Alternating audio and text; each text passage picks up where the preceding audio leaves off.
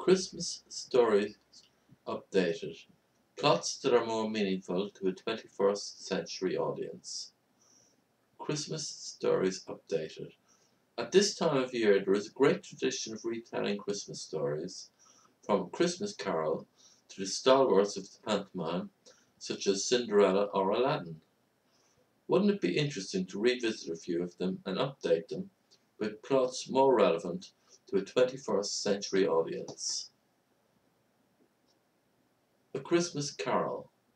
Mr. Scrooge is hard pressed for cash because he lost millions investing with Bernie Madoff.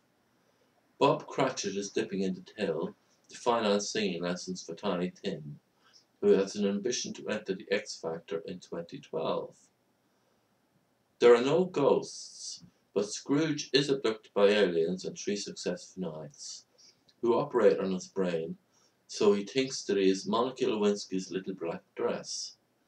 He attempts to recoup his fortune by blackmailing Bill Clinton, but dies under the wheels of a bus when the former US president chases after him, waving an enormous cigar, shouting, "Just one more time, please, for old time's sake." Tiny Tim gets on the X Factor, but a newspaper investigation discovers that Bob Cratchit is an illegal alien. The whole family get deported. Cinderella, a Christmas pantomime with a twist. Cinderella goes to the ball, but doesn't really hit it off with Prince Charming, who spends most of the time asking her if she has any good-looking brothers. When midnight strikes, she flees the palace, but her glass slipper shatters and cuts her foot slightly. She goes to a no-win, no-fee firm of solicitors and sues the fairy godmother for $10 million and lives happily ever after. Prince Charming meets Buttons in a gay club and get united in a civil partnership and also have a great life. The Ugly Sisters sell the inside story of the dysfunctional family to a down-market tabloid and then blow the lot on unsuccessful plastic surgery and a cocaine addiction. Aladdin, a very short Christmas story. Aladdin rubs the magic lamp, but when the genie appears, he gets a heart attack and dies. This is a very short story because there was a scriptwriter's strike. Don't expect miracles. A communist Christmas story, The Wizard of Oz. Dorothy goes to Oz, but the Munchkins are really communist revolutionaries who are led by the Witch of the West. The supposed wicked witches are not wicked at all. It is only Munchkin propaganda. The Lion, the Tin Man, and the Straw Man are actually CIA operatives who are on Oz to investigate a drug smuggling operation led by the Wizard and the Witch of the West. Toto is a double agent working for both sides. He betrays Dorothy and she's kept hostage by the Munchkins. Due to the operation of Stockholm Syndrome, she becomes a communist revolutionary also.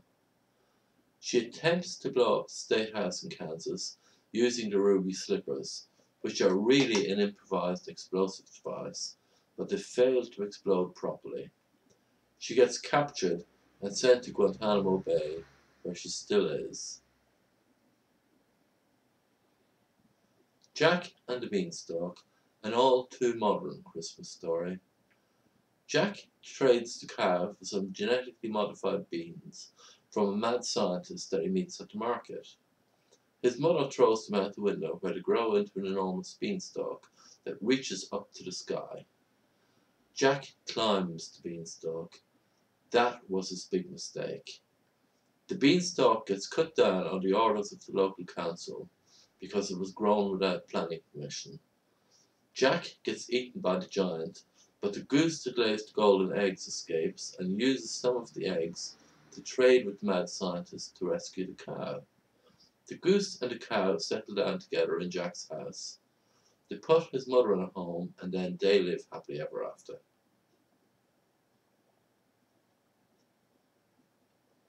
Hansel and Gretel, a Christmas story with politics. Hansel and Gretel go for a walk in the woods in Alaska. They come across a house made of sweets, which is actually the home of Sarah Palin.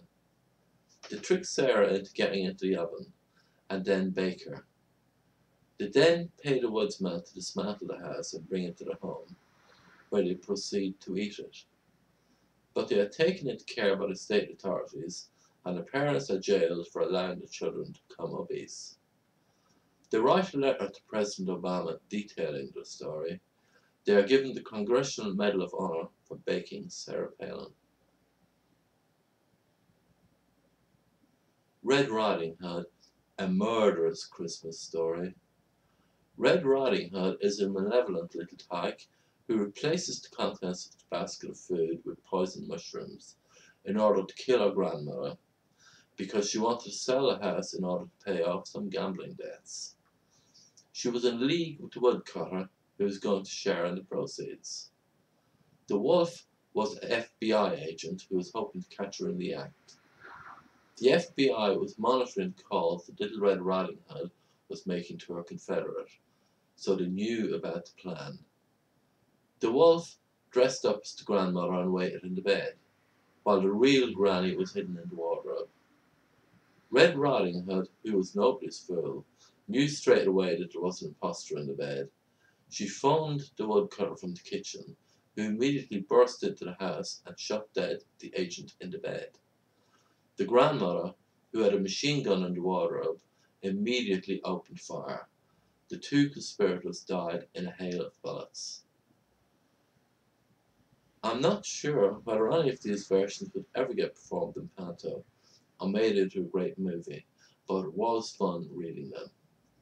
Happy Christmas, everybody, from the Ancient Society of Secret Historians.